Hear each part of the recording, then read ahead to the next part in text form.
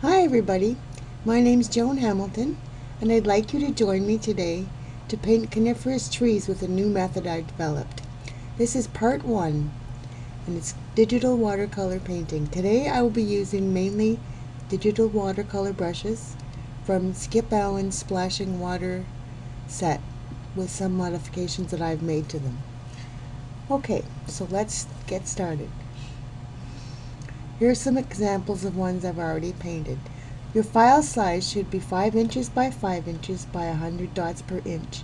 And choose soft press watercolor paper. It has a nice texture for this size of painting. And you'll need to use that to get similar results from the brushes and to have your texture appear this way. Okay, there's another one here. This one's a little bit looser. And I've added some highlights with a gold on top, and as you can see I've done some blending in this already.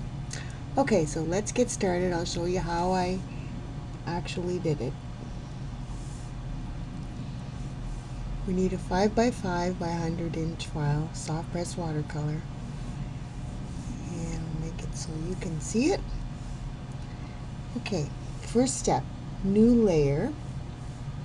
Then we're going to choose the brush, which is Digital Square Pool Blender. It's mine. I only call it mine because then I know that the variations I made to it are the ones that I like, but it's actually Skip's brush. Okay, so the first thing you need to have is a gradient chosen because it gives you a nice variation of color.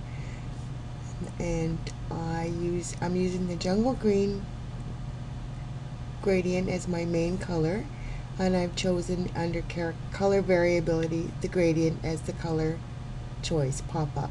Okay, so here we go. Just put down some loose, nice wet kind of brushes with some variations of color in here, and vary the size a little bit when you're going along as well, and try to leave some light areas.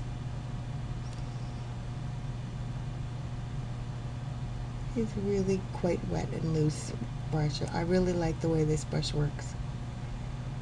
And if I had some watercolor under there, that would give it another look as well. Okay, to do the top tiny branches, you have to make the brush tinier, obviously. So I'll just do that. A little bit too much green there. I want to take some of that off.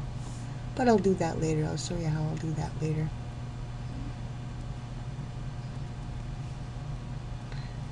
Okay, that's step 1 with the Digital Square Pool Blender, just roughing in some color.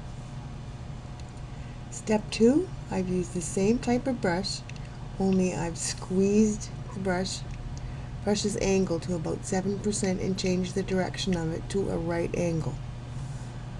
Now this is a fairly small one here. Let's make it a little bit bigger.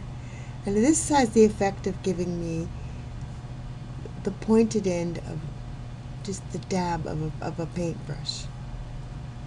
Okay, so I think the well's turned off there. Yeah, let's turn the well back on. So it will give me a brush stroke that has more of a pointed end, which is kind of interesting for this kind of tree because it's a very branchy kind of thing, and it has lots of variation in the way the branches go here and there in different directions. So I'm going to put some, see, even though this brush is pointing that way, I can do it on the left side sometimes if you want. Or you can change it to the other direction. Anyway, I'm just doing this really quickly, and that will be the end of part 1. So stay tuned for part 2. Thanks very much, and thanks for joining me.